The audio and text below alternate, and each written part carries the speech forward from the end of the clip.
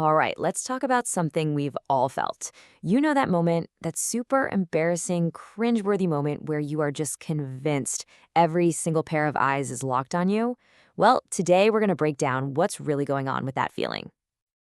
Just picture it. You're walking down the street, minding your own business, and then bam, you trip. Your stuff goes flying everywhere.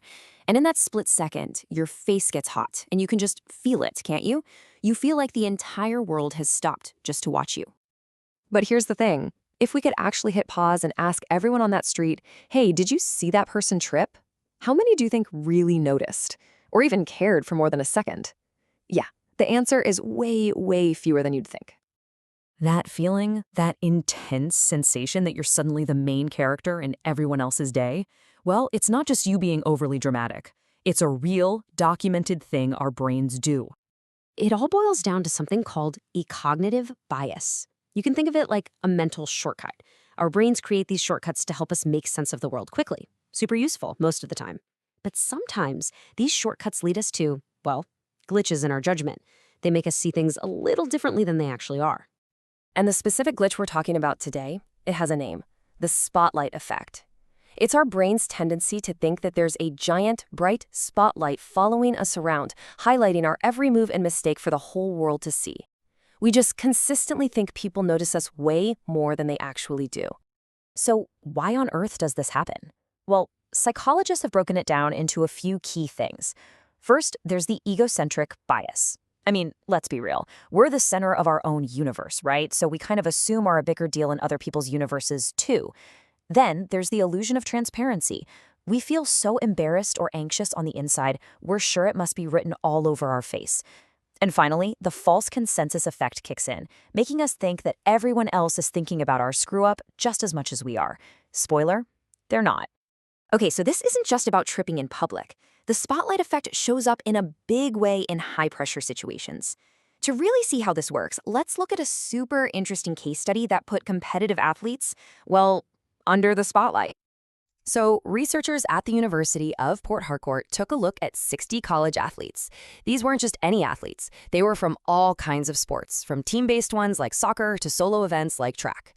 The goal was to figure out how this spotlight feeling messed with their anxiety and their confidence. So, take a guess. In the super competitive world of sports, where people are literally watching you perform, who do you think feels that pressure the most? Who feels that spotlight shining the brightest? The results are probably not what you'd expect. And here is where it gets really fascinating. The study found a pretty clear difference between the guys and the girls. As you can see right here, the male athletes actually reported a noticeably higher level of anxiety from feeling like they were being watched. Yep, you heard that right. The male athletes felt more judged and more anxious. The researchers think this could be tied to all those societal pressures on men to be dominant and successful in sports, which just cranks up the volume on that feeling of being scrutinized. But wait, there's more. The study also found a huge difference depending on the type of sport. Athletes in individual sports, like a sprinter or a tennis player, reported lower self-confidence. Meanwhile, athletes on a team felt more confident. And that totally makes sense, right? On a team, the attention is spread out. But when it's just you out there, it really feels like every single eye is on you. Okay, so we get it. The spotlight effect is real, and it can have a major impact. But the good news is, you're not stuck with it. There are actual things you can do to dim that spotlight. So let's get into your toolkit. First up, challenge your assumptions. Instead of just assuming everyone's judging you, actually look around. Pay attention. You'll probably realize most people are just lost in their own world. Second, shift your focus. Turn your attention inward, away from the imaginary audience.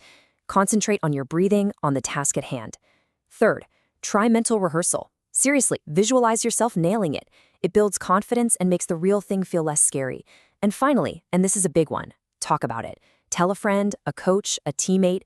Getting it out there gives you perspective and shows you you're not alone. This quote just nails it. The point isn't to somehow magically stop having these anxious thoughts. That's impossible. The real goal is to change your relationship with them, to reframe them. It's about recognizing the thought and then choosing not to let it run the show. So let's bring this all home. What does this actually mean for you, whether you're giving a presentation at work, playing a sport, or just, living your life? Get a load of this stat from the study. It's wild. The type of sport, individual versus team, accounted for almost 72% of the difference in how athletes felt that spotlight. That is a huge number, and it just proves how much our environment, and more importantly, our perception of it, fuels this feeling. And that brings us to the single most important takeaway. That blindingly bright, high wattage spotlight that you feel shining on you in those tough moments, it's not coming from the crowd. Most of the time, you're the one holding it. So I'm going to leave you with a question to think about. If you could learn to dim that light, to truly understand that people aren't watching you nearly as much as you think, what would you do? What would you try? What could you achieve if you finally stepped out of your own spotlight?